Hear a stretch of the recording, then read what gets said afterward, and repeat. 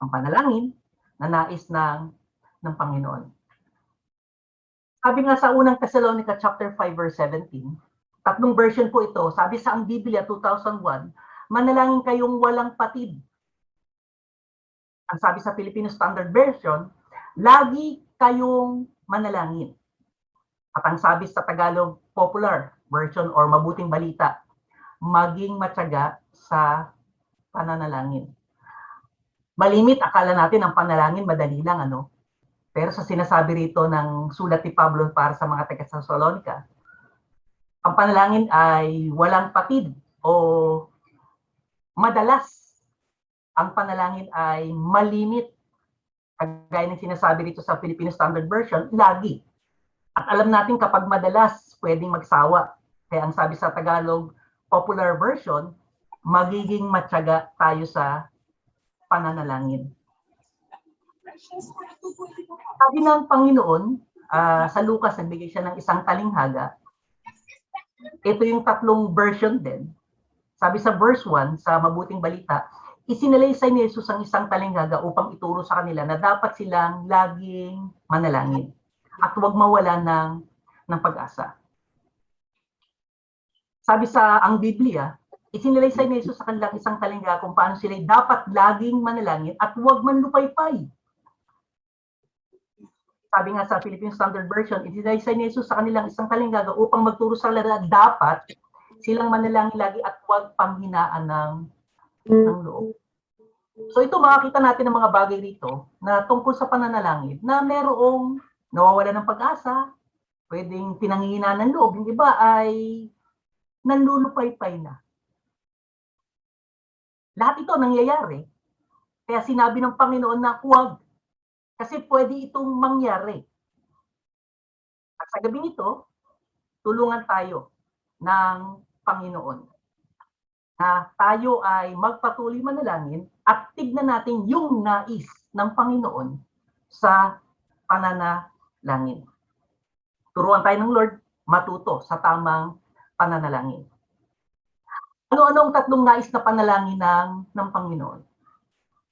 Sabi sa talatang 5, seryoso. Of course, tignan natin yung seryoso ay hindi lalabas sa talata. Tignan yung talata. Sabi, at kapag kayo ay nananalangin, huwag kayong maging tulad ng mga mapagkunwari. So, kabaliktaran niya ng seryoso. Ang lumabas dito ay mapagkunwari. Kaya pinili ko seryoso. Sapagkat ibig nilang, itong mga mapagkunwari ay tumayo at manalangin. So, parang papansin. Saan? Sa mga sinagoga. Itong sinagoga, ito yung lugar na kung saan nagtitipon ang mga tao. Sa panahon natin, ito yung building. Okay? Church building. At sa mga panulukang daan, kung saan maraming tao. Bakit? Anong reason? Upang makita sila ng mga tao. Sabi ni Jesus, katotohanan sinabi ko sa inyo, tinanggap na nila ang kanilang gantimpala. Wow, maganda, no? Kung papansinin nyo, may gantimpala. Ayan natin yung gantimpala. Dahil, pinapakita ko nang sa, meron akong cursor sa mouse. May gantimpala. Pero pansinin ninyo, sabi dito, sa pananalangin, kailangan tayo ay seryoso. Hindi dapat mapagkunwari. Dahil ang mapagkunwari ay mayroong ibang motibo. Dito sa talata ay hindi natin ito makikita, ang salitang seryoso, pero kung babalikan natin ang talata, ito ang lalabas. Ang tao mapagkunwari, sabi ng talata, mahilig siyang or sila tumayo at manalangin. Posibleng sumisigaw, pwedeng malakas ang boses, pwedeng sabihin natin, nakataas din ang kamay, pero hindi ito ang nais ng Panginoon. Kung meron man silang natanggap na gantimpala, ito na yon. Sigurado napansin sila ng tao. Pwede silang palakpakan ng mga tao na sabihin sila ay mga taong relihiyoso. Pwede silang purihin ng mga tao.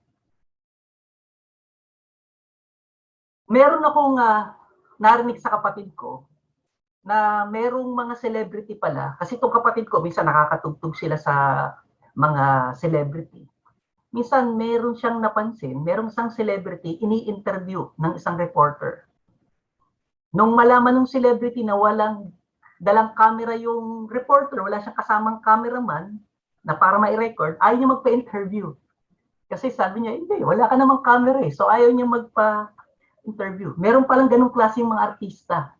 Kung wala kang camera, wala kang recorder, hindi sila magpapa-interview. Sabi nga rito, kapag tayo ay mananalangin, tiyakin natin sa pananalangin tayo ay seryoso.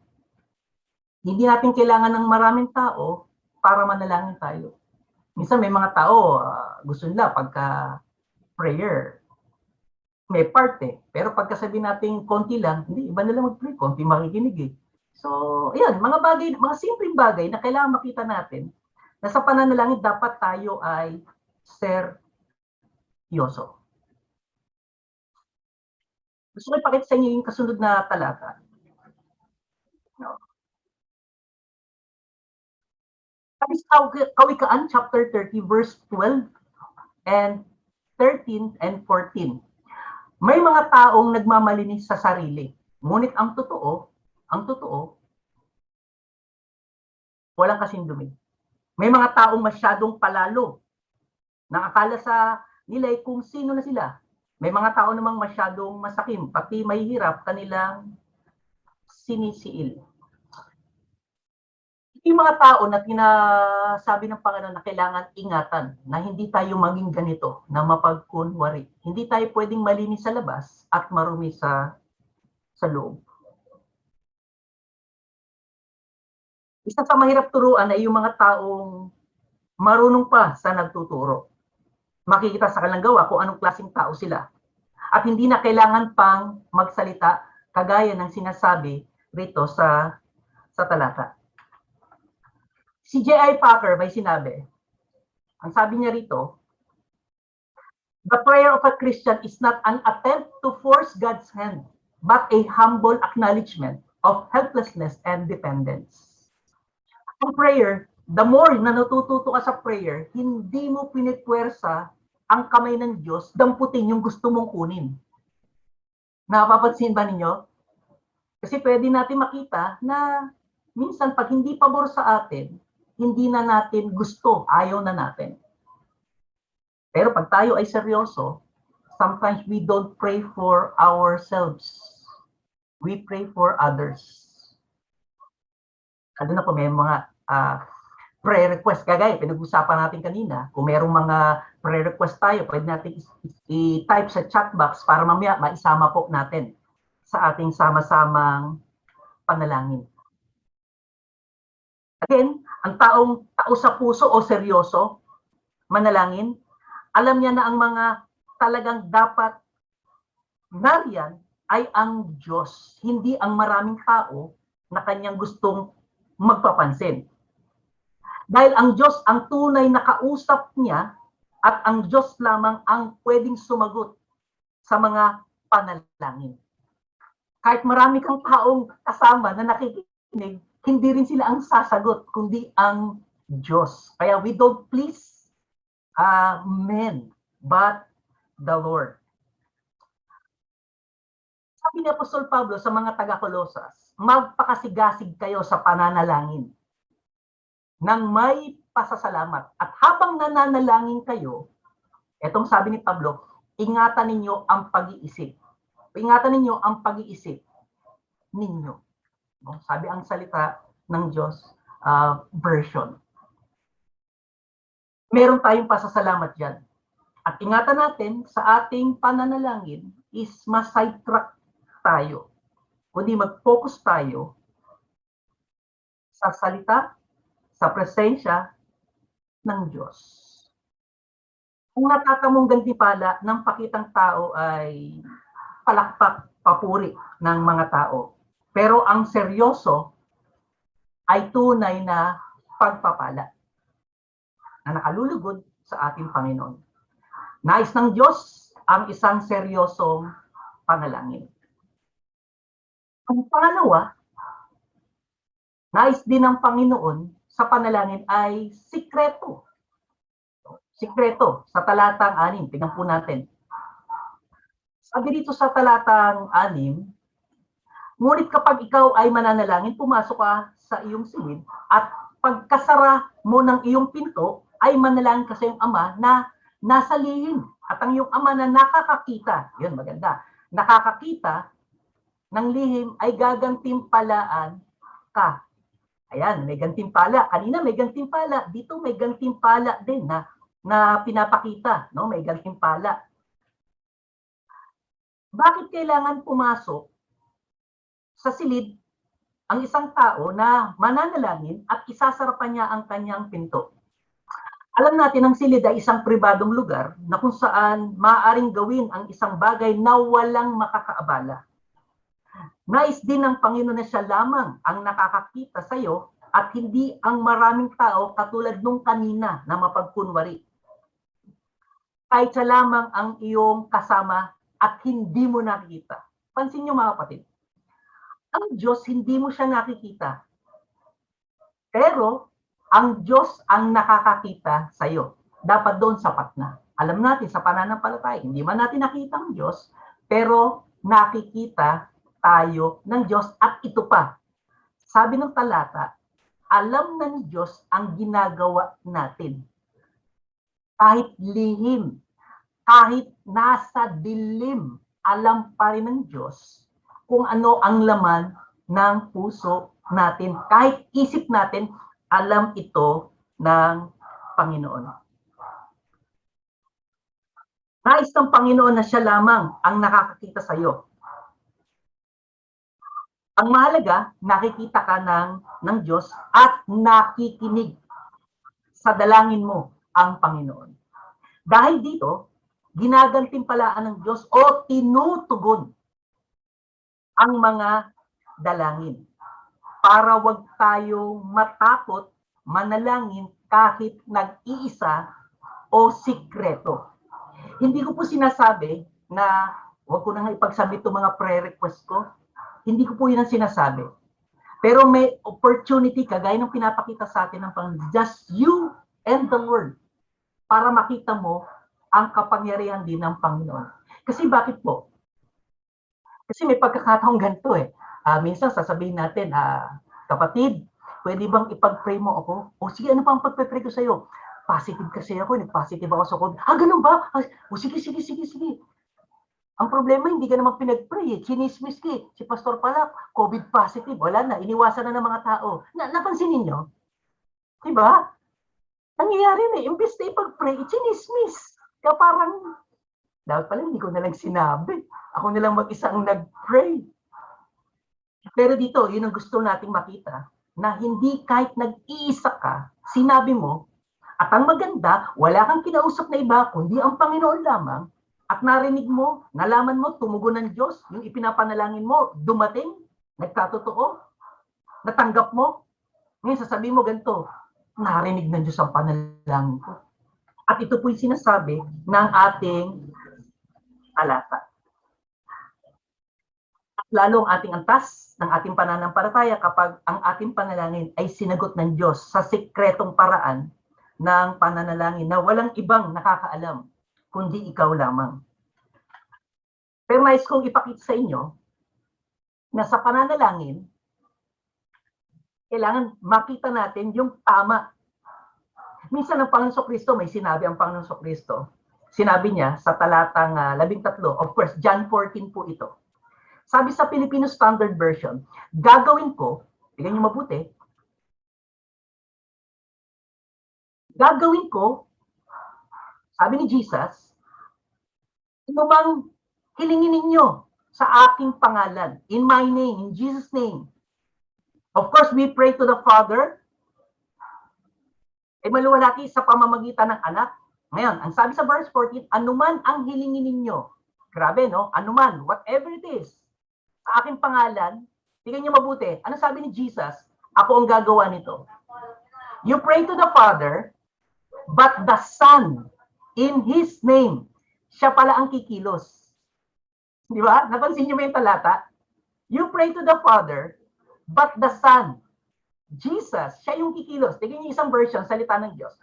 Anuman ang inyong hilingin sa pangalan ko, in Jesus' name, yon ay gagawin ko. Hindi sinabi ni Jesus, sige, Pangalan ko, tapos bahala si tatay. Tay, o narinig mo na yung prayer, ha? Ginamit ang pangalan ko, ibigay mo na.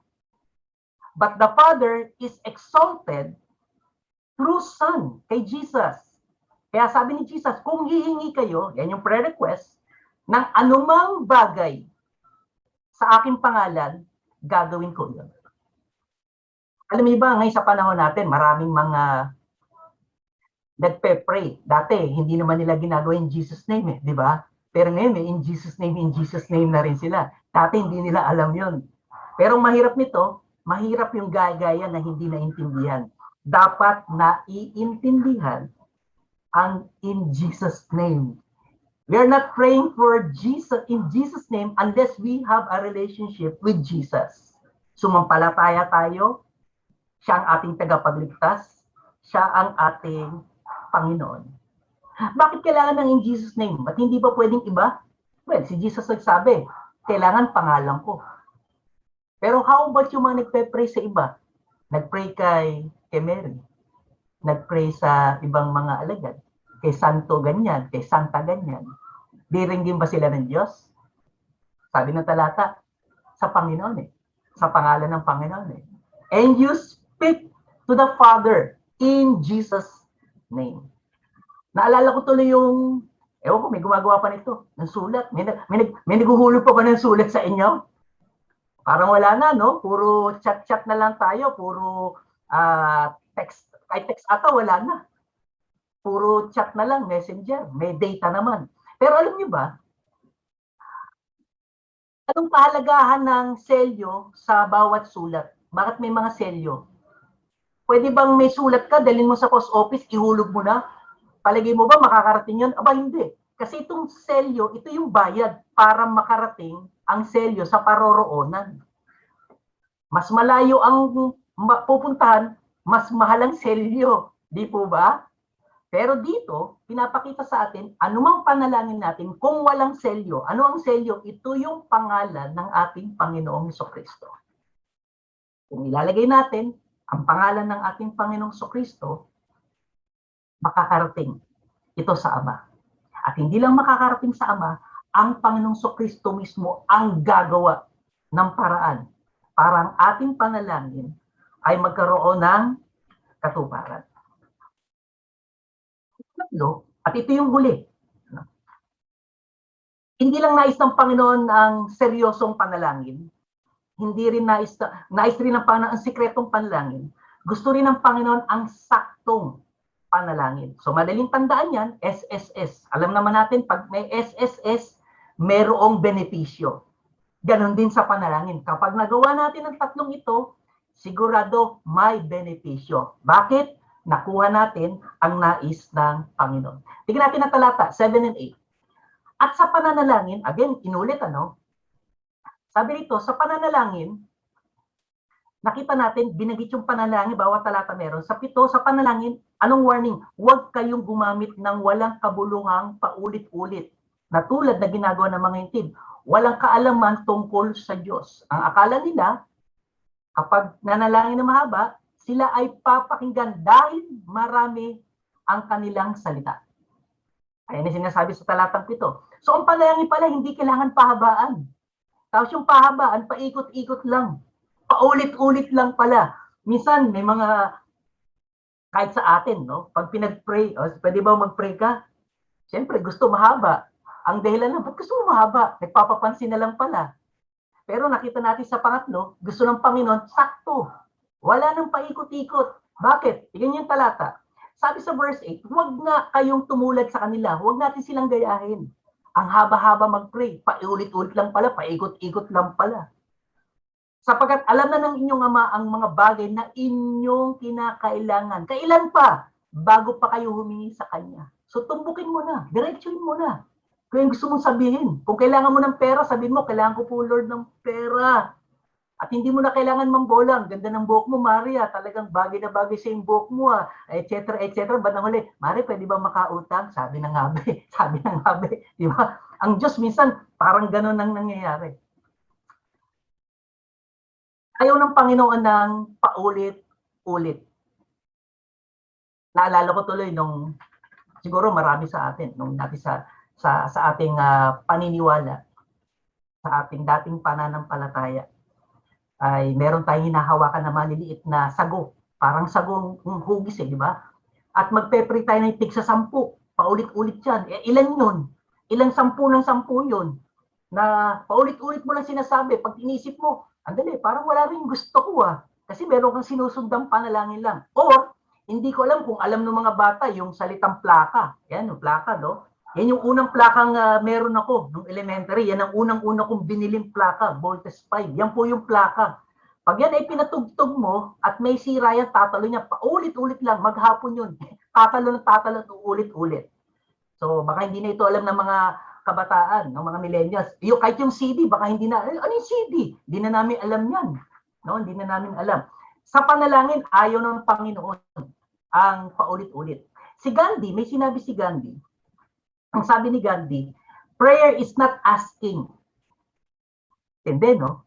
It is a longing of the soul. It is daily admission of one's weakness. You pray because you are weak. It is better, listen, it is better to, in prayer, to have a heart without a words than words without a heart. Lalim, no? Sinabi ni Gandhi. Katulad ng mapagkunwari, pwede ka palang magsalita ng magagandang salita sa panalangin. Pero wala naman palang ibig sabihin. Mabulaklak lang ikangat ang sinasabi. Pero gusto ng Panginoon, kung gusto mo talagang manalangin ng seryoso, ibigay mo yung saktong salita. Hindi kailangan paligoy-ligoy, hindi kailangan paikot-ikot, kundi ibigay mo kung ano yung laman talaga ng puso. Hindi natin kailangan magpaikot-ikot sa panalangin dahil alam na ng Diyos bago pa natin sabihin ang ating kailangan. Kahit tayong mga magulang, naranasan nyo ba yan? Kami naranasan namin. Kapag yung anak namin may kailangan, alam na ng magulang yun Alam na talaga ng magulang yun Minsan tayong mga magulang, anong ginaantay lang natin? Gusto lang natin lumapit.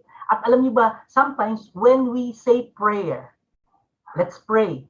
Ang ginagamit nating term, tayo ay lumapit sa Diyos. Di ba mga magulang, inantay, ayaw pa magsabi ng anak mo, pero alam ko, kailangan niya. Gusto ko lumapit talaga siya. Ganon din ang Panginoon.